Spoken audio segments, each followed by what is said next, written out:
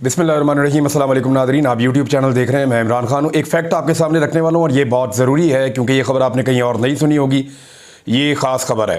ख़बर ये है कि 16 मई 2024, ये दिन आपने याद रखना है कि 16 मई 2024 को 28 मिनट और 29 सेकंड की एक प्रेस कॉन्फ्रेंस हुई थी। लगभग 28.5 मिनट की एक प्रेस कॉन्फ्रेंस हुई थी जो पाकिस्तान भर के न्यूज़ चैनल्स ने लाइव नशर की थी। ऐसी ही प्रेस कॉन्फ्रेंस जो है वो नॉर्मली जो है वो बाकायदा फरमाइश के ऊपर पूरे पाकिस्तान में लाइव नशर होती है। और ये मामला हम पिछले चंद सालों से देख रहे हैं इस मुल्क में कि वो लोग जिनको कभी कोई पैनल के अंदर नहीं बुलाता था, पैनल कहते हैं कि एक टॉक शो के अंदर 4 5 6 लोग 3 लोग बैठे हों, तो वो 3 लोगों में उस बंदे की हिस्सा या जगह नहीं बनती थी और हुजूम के अंदर भी वो बंदा कभी दिखाई नहीं देता था। ऐसे लोगों की प्रेस कॉन्फ्रेंसेस भी पाकिस्तान में अकेले बंदे के बोलने की आधा आधा घंटा, एक एक घंटा लाइव दिखाई गई है पाकिस्तान के टीवी चैनल्स पे। तो वो बहुत ऊपर से हुक्म आता था जब वो लाइव दिखाई जाती थी। अच्छा, ये जो प्रेस कॉन्फ्रेंस है ये फॉर्म 47 के ऊपर मुंतखब होने वाले, यानी जाली फॉर्म 47 के ऊपर मुंतखब होने वाले राजा उसामा सरवर है, मेंबर कौमी असम्बली। ये इन्होंने जनाब ये प्रेस कॉन्फ्रेंस की थी और NA 51 है इनका। ये जो राजा उसामा सरवर साहब हैं ये एक बड़ी शख्सियत के दामाद भी हैं। ये जो बड़ी शख्सियत हैं इनका नाम है रजिस्ट्रार इस्लामाबाद हाई कोर्ट और इनका नाम है जी ताहिर साबिर और ये इस्लामाबाद हाई कोर्ट के रजिस्ट्रार हैं। ये अब जो हैरत की बात है वो ये है कि ये जो MNA साहब हैं ये इस्लामाबाद हाई कोर्ट के जो रजिस्ट्रार हैं ये उनके दामाद हैं और ये इस्लामाबाद हाई कोर्ट के 2 मुअज़्ज़िज़ जज साहिबान के ख़िलाफ़ एक प्रेस कॉन्फ्रेंस करते हैं और उस प्रेस कॉन्फ्रेंस में कुछ ऐसे हकायक सामने लेकर आते हैं जिनके बारे में इस मामले की अभी इंक्वायरी हो रही है कि ये जो डॉक्यूमेंट हैं या ये जो चीज़ें हैं ये आम आदमी के पास कैसे चली गई, या एक कौमी असम्बली के मेंबर के पास कैसे जा सकती हैं, या एक सहाफ़ी के पास कैसे जा सकती हैं। ये तो सरकारी रिकॉर्ड का हिस्सा है, या तो ये अदालती रिकॉर्ड का हिस्सा होगा या ये सरकारी रिकॉर्ड का हिस्सा है।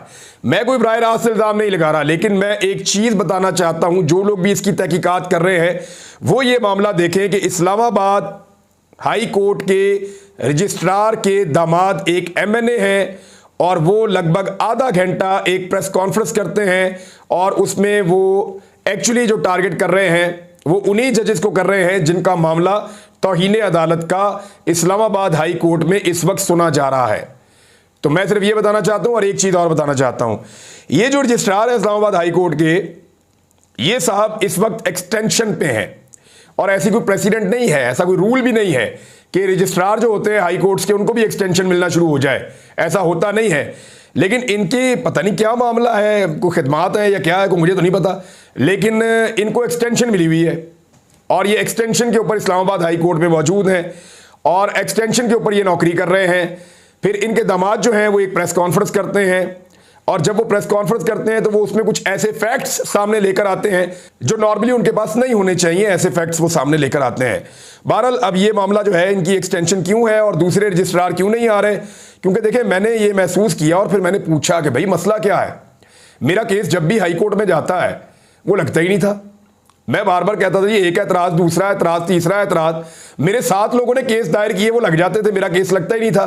फिर मैं इस केस के पीछे पड़ा, मैंने कहा पता करूं कि हो क्या रहा है। तो मुझे कुछ वकला ने कहा कि जनाब ये अंदर खाते काम ऐसे ही चलता है। तो फिर मेरी नज़र गई, मैंने पूछा कि जी रजिस्ट्रार साहब कौन है।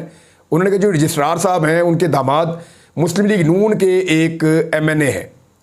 और फिर जब मैंने उनका MNA का सर्च किया तो पता चला उन्होंने तो 16 मई 2024 को एक बराह रास्त प्रेस कॉन्फ्रेंस की जज साहिबान के ख़िलाफ़ और ऐसी चीज़ें सामने आई जो उनके पास नहीं होनी चाहिए थी।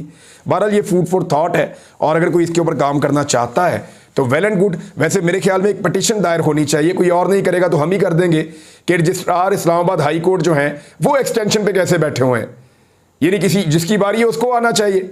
और एक्सटेंशन के मामले में वैसे एक बड़ा मज़ेदार स्टेटमेंट जो है वो रबिया बाजवा साहिबा का है, वो मैं आपको पढ़ के सुना देता हूँ। लाहौर हाई कोर्ट बार की वो मेंबर हैं और इसके अलावा वो यहाँ पे ओहदेदार भी रही हैं और सेक्रेटरी जनरल भी रही हैं।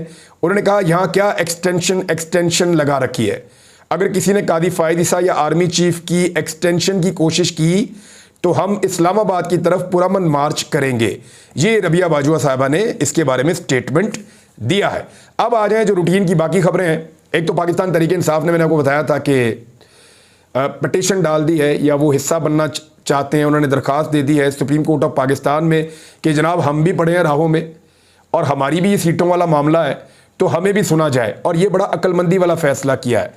मैंने कई रिपोर्टर से और साथियों से इसके बारे में बात की, तो उन्होंने कहा जी ये बड़ा ज़बरदस्त पाकिस्तान तहरीक इंसाफ का पैंतरा है और जो लोग चाह रहे हैं कि मखसूस नशस्तें PDM को दे दी जाएँ, अब वो लोग ऐसा नहीं कर पाएंगे, उनके लिए मुश्किलात बढ़ जाएंगी पाकिस्तान तहरीक इंसाफ के मैदान में आने के बाद। अब आप गौर करें कि एक्चुअली हो क्या रहा है अदालत में। एक नुक्ता जो साकिब बशीर साहब ने उठाया, यही नुक्ता हसनात मलिक साहब ने उठाया, यही नुक्ता मुतीउल्लाह जान साहब ने उठाया, और इसी नुक्ते के बारे में मुझे सिद्दीक जान ने पहले बताया था। और नुक्ता बड़ा सादा है, मुझे सादा जुबान में आपको बयान करना है, तो मैं आपको ये बताता हूं कि काजी फायद ईसा साहब कहते हैं कि मैंने जो बल्ले का निशान वापस लेने का फैसला किया था, इलेक्शन कमीशन ने उसकी गलत तशरीह कर दी, जिसका नुकसान पाकिस्तान तहरीक इंसाफ को और जो इंतखाबात का अमल है उसको हुआ। ये मैं आपको दोबारा बता देता हूं कि काजी फायद ईसा कहते हैं कि गलती मेरी नहीं थी, मैंने तो बल्ले का निशान वापस ले लिया, लेकिन इलेक्शन कमीशन ने उस फैसले की गलत तशरीह कर दी, जिसका नुकसान इंतखाबात को हुआ। अब जैसे ही इलेक्शन कमीशन का वकील आता है या उनकी नुमाइंदगी होती है उस अदालत में, तो यही सवाल इलेक्शन कमीशन से पूछने की इजाज़त नहीं मिल रही। और वहां पे जब भी कोई इलेक्शन कमीशन से कोई या उनके वकील से कोई बात पूछना चाहता है या कोई जज साहब उस बारे में आर्गू करते हैं या उस तरफ जाते हैं, तो ऐसा लगता है कि काजी फायद ईसा साहब बुरा मना रहे हैं। यानी एक तरफ कह रहे हैं कि इलेक्शन कमीशन की गलती है, दूसरी तरफ इलेक्शन कमीशन की गलती की निशानदेही किसी और को करने भी नहीं दे रहे और उनसे सवालात भी नहीं होने दे रहे। मेरे ख्याल में जो आज की समाअत है वो बड़ी इंपॉर्टेंट है। आज कुछ नए सवालात भी उठेंगे और मामला आगे बढ़ेगा। हो सकता है आज फैसला आ जाए, लेकिन अगर आज फैसला ना आया तो अगले हफ्ते में तो पक्का आ जाएगा, क्योंकि अगले हफ्ते से आगे ये मामला जा नहीं सकता। काजी साहब को भी बहुत जल्दी ऐसा दिखाई दे रहा है वो इसका